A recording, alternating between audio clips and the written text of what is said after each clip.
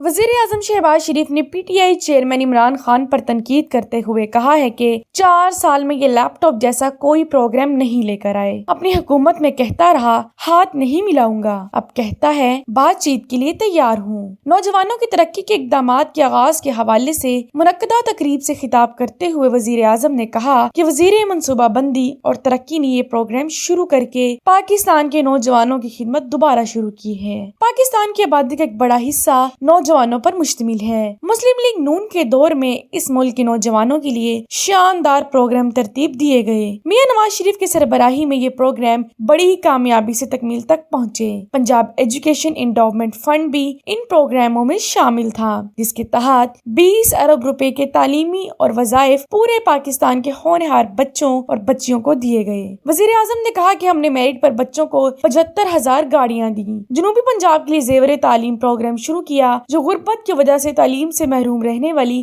بچیوں کے لیے تھا۔ یہ وہ اقدامات تھے جو اس ملک کے اندر تعلیم کو فروغ دینے کے لیے اپنی قوم کی بیٹیوں اور بیٹوں کو زیور تعلیم سے آراستہ کرنے کے لیے بنائے تھے، جس پر اربوں روپے خرچ کیے تھے۔ اس کا معاشرے معیشت کو فائدہ پہنچا کہ آج 40,000 بچوں کو انٹرنشپ اور ترقی پذیر اضلاع سے 20,000 انجینئرز کو انٹرنشپ دی جا رہی ہے۔ قوموں کو بنانے کا طریقہ ہے، گالم گلوچ اور بندوق سے قومیں نہیں بنتی، ان میں اعلیٰ اقدار، تحمل اور برداشت کو فروغ دینا ہے، نہ کہ دن رات چور اور ڈاکو کے الزام لگانا ہے۔ کسی ثبوت کے بغیر ماؤں بہنوں کو عدالت میں گھسیٹا، اب اعلیٰ عدلیہ نے ہمیں ریلیف دے دیا ہے۔